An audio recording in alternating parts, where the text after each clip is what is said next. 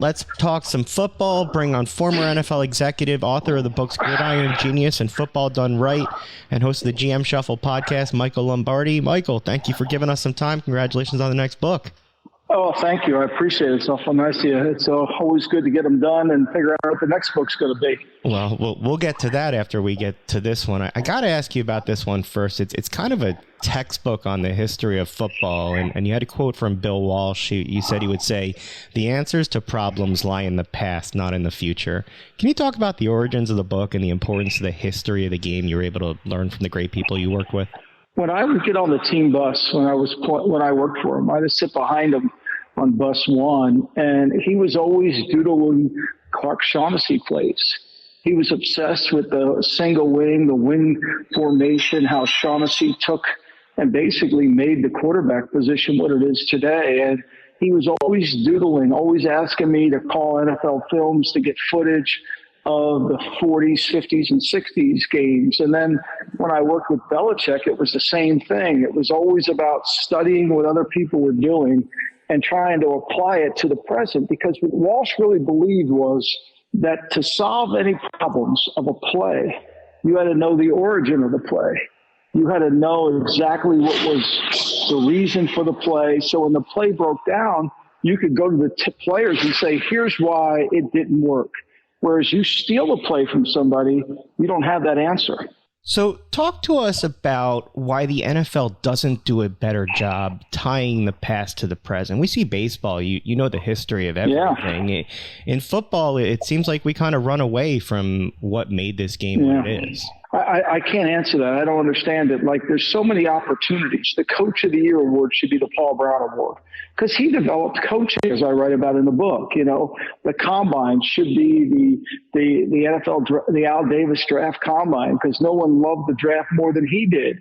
You know, it should be, we should honor the great players from the past. And, you know, we have the Lombardi Trophy, but what would we still call it the Lombardi Trophy now? I mean, it's kind of like he died so young. I think people felt like since he was the first coach, let's give it to him. We haven't thought that way in a long time. And I think that we lose sight of how great some of these older players were. You mentioned Johnny Unitas to somebody today, and they think, oh, he couldn't play today. Johnny Unitas, we've seen Johnny Unitas play today. His name was Peyton Manning. It was just in a different uniform. You know, we hear that all the time, comparisons of different eras, and people say that you can't do it, or that people in prior generations couldn't play in this generation. Why is there this misperception that players from previous generations couldn't play in this generation? Because I think everybody thinks everybody's faster and everybody's more athletic and bigger. And to a degree, that's true, right? But could Bob Gibson pitch today? Of course he could. Could Johnny Unitas play quarterback today? Of course he could. You know, he would adapt to the game. We just have this notion that new is better, right? And we see it all the time. I mean, compare it to basketball. You know, they don't talk about some of the older players in the same esteem that they talk about the ones today. Could Bill Russell have played today? That's a joke. Of course he could have played today. Could Deacon Jones play today? Sure he could have played today. I mean, some of these quarterbacks, Bradshaw, Unitas, the great Marie, I mean, if they would have been protected like these quarterbacks today, they would have been unbelievable. So we just don't understand it. We don't have anybody teaching us about the past. We don't have anybody really understand the origins of how this league started. Nobody knows that it started at Ralph Hayes' Oldsmobile, nor do they care. And to create a sense of belonging, one of the things you have to do when you're building a team is to create a sense of belonging. You know, if you work for the Philadelphia Eagles, you want them to know about Steve Van Buren. You want them to know about Chuck Bednarik. You want them to know about those Kelly Green uniforms. You want them to know about Franklin Field, because they represent that era. They represent that uniform. Why is the Michigan-Ohio State game sold out in the year 2050 and the kids are going to play and aren't even born yet? Because the uniforms, people go to the uniforms. And that's part of the history and tradition. Now, we have a lot of new owners that come into the league, and they want to start their tradition with when they book a team. You know, you mentioned Bill Belichick earlier, and the idea of new is better. Is one of the struggles that's going on now with owners is that they are caught up on this idea of new is better instead of looking right out there and seeing one of the greatest coaches of all time? Well, I don't think they respect, they justify it. I mean, how is he not even getting interviewed? I mean, the Washington football team is flying to interview Aaron Glenn. His defense ranked 20th in the league this year. I mean, he's a good coach. They're not even going to stop in Boston to interview Belichick. They're not going to stop in Nashville to interview Mike Vrabel, and yet they're going to tell their fan base we're committed to winning. Seriously, are you? Are you committed to winning? There's two coaches out there that are proven winners. You're not even talking to them. You're talking to people that don't really have ever been in the position before. But Walsh said this to Paul Zimmerman in 1975. He basically summed up what we're experiencing today, that we have a owner that doesn't understand the game. The owner's listening to the president's listening to the GM, and they're all in job protection mode. They're all protecting their desks. They all don't want anybody coming in. I mean, the Atlanta Falcons hired Raheem Morris, wonderful coach, right? Terry Fontenot got to keep his job. That's great. But if you're Terry Fontenot, why wouldn't you hire Belichick? Your team's been 7-10 the last 3 years. You've been drafting skilled players and still don't have a very good offense. Like, why wouldn't you want to make this work?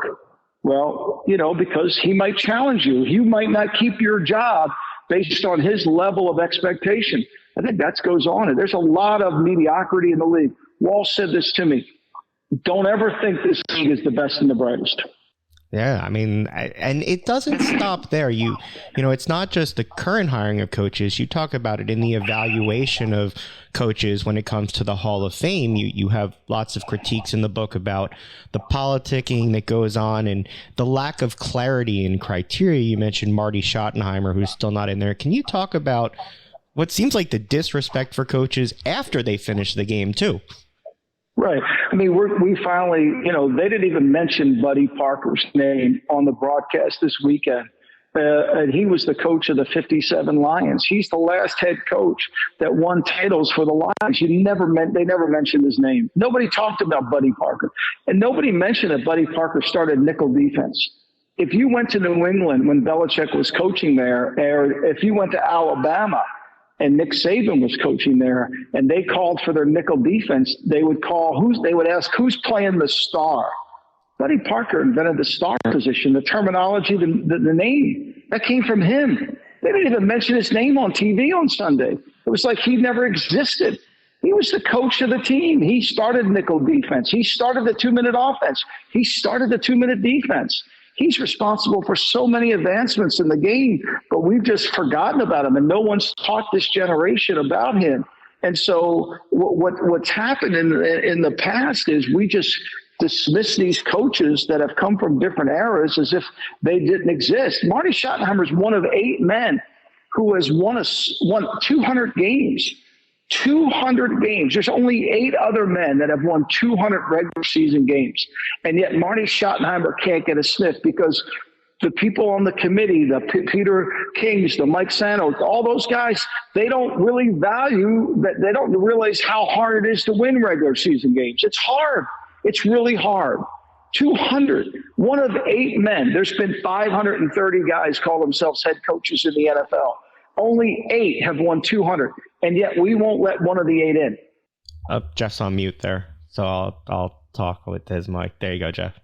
Do you believe that Marty Schottenheimer is not in solely because he hasn't won a Super Bowl, or is there something more to it? Because anybody, I think it's that. The eye test.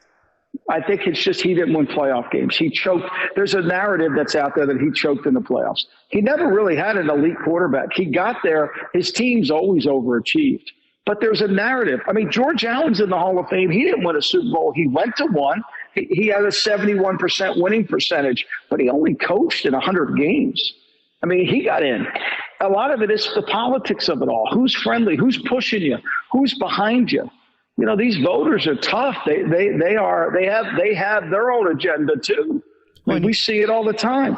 You mentioned in the book somebody like Preston Marsh who's in there who probably shouldn't be in there for setting back the game with race relations. How is he still in the Hall of Fame? I have no idea. How has nobody raised that question? Now, nobody in the committee I've been contacted by nobody from the committee about my book because they don't want to acknowledge that we need a criteria. that we do need a criteria for the coaches. Like, if you set a criteria, it takes away their ability to politic. It takes away their ability to do a friend a favor. And I don't think it should be that way. I think you should set a criteria. That's the only way you know how to draft players. You build with a criteria. So, like, if you win, as I put in the book, like, Pete Carroll's a Hall of Fame coach. I'll promise you, Pete Carroll will struggle to get in the Hall of Fame. In my mind, based on my criteria, he gets in. You know, Mike Shanahan, he gets in. Marty Schottenheimer gets in. And I've used present day coaches and guys that have got, like Tom Flores, his win percentage, he got in. In my criteria, he wouldn't have. In Vermeil's criteria, he wouldn't have, but he got in. You know, he got in. And I'm not trying to throw anybody out. I'm just saying, let's set the bar now so that we can get the right people in. Is it just a criteria issue, or is the group of people that are deciding it, the kind of people that are deciding it, part of the problem? I think a little bit of both. And without a criteria, it becomes who can yell the loudest in the room and who can make the best argument. And there's no one in the room that's ever coached in a game. You're asking people to judge coaches who've never coached. I don't have a Hall of Fame vote. Nobody's even asked me to give me one. I write. I haven't gotten asked for that because obviously I don't know enough about the game to vote. So I don't know what the criteria is to vote. I can't vote for the MVP of the league or the Hall of Fame. And to me, when you set a criteria, it takes away all the bias. It takes away the narrative, the false narratives that get set, right? It does. Look, George Seifert's won 2 Super Bowls. And what they'll say is, as I write about in the book, his second stint killed his first.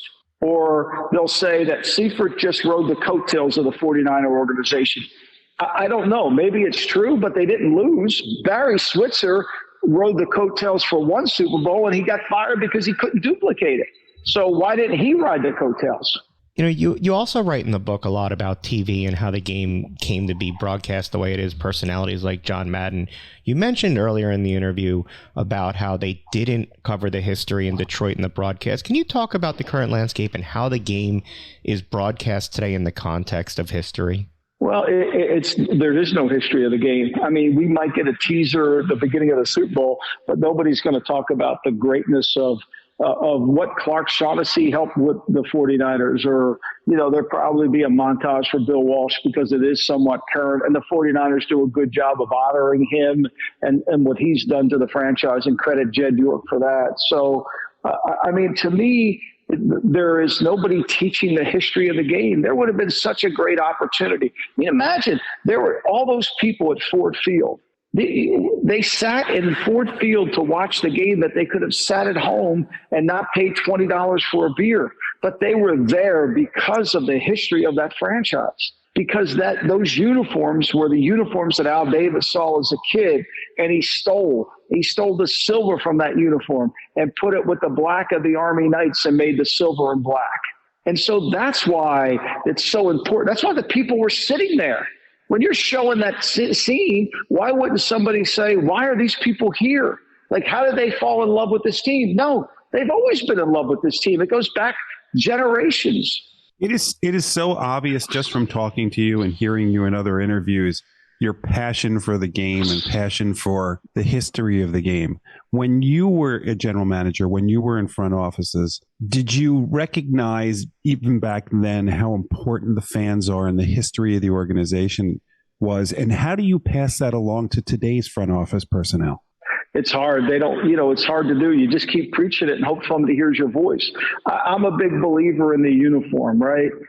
And I was trained by the man who designed the Raider uniform. And I was under the impression, like, I understand we want to sell jerseys. I understand we want to change things. But I think, to me, when you win a Super Bowl with a uniform, you should never change it. You should never change it. When the Lions start messing with their uniform, they realize they have the greatest uniforms of all time. People were stealing it. So I think you got to really, and part of creating a team, a championship level team, is to remember the past. If you went into the Patriots cafeteria, there would be pictures of players and executives in there that Belichick would eventually ask all the people on the team, the rookies when they came in, who's 56 in that chow hall? And they would have no idea day one, but after day 2, 3, they knew that it was Andre Tippett. They knew it was the great Bucko Kilroy from Northeast Philadelphia that was on that wall in there as an executive with the Patriots. They would have to know that, and that's important. Because remember, you're creating a team. You want it to be bigger than yourself. You want it to be bigger. When it's only about you and what we're doing today, you're not creating a team. We know you have to go. We could ask you questions all day long and appreciate the time. Before we do, though, you're somebody yourself who has 3 Super Bowl rings. Talk about the excitement of the Super Bowl experience and what you think about the matchup we got with the Niners and the Chiefs. Well, I think it's the greatest thing of all. I think the conference championship games are the greatest because it's true measuring stick of where you've come from. I mean, to get to the Final Four is damn hard. And I've been to 7 Final Fours. I've been to 4 Super Bowls. So, there's times you don't get to go to the next level. And so there's nothing like it. There's nothing greater than winning, than being declared a champion. And it's a team effort. And the one thing I would say more than whatever I experience in life is the team atmosphere around championship teams have all been identical. You may not go bowling together, but everybody worked for each other. Everybody loved one another. Everybody fought for one another through adversity. And that feeling is something that you can never replace. Well, look, we really appreciate you giving us the time. We wish you the best of luck with the book, and we hope we get to talk some more football with you another day. Thank you so much. Anytime. And Mike, what's the next one? Oh, yeah, that's right. The next one I want to write about is I really think we've lost the art of strategy in coaching. And I really want to write a book with a business guy, somebody who comes from the business sector, who understands strategy, like Roger Martin, who wrote a book called The Opposable Mind, that can combine how to make the better coach, how to make a coach go from a tactician to a strategist. Well, when that book comes out, we can't wait to talk to you about that, hopefully, too, because that sounds fun. Thank you. I appreciate it. Have a great one. Thank you.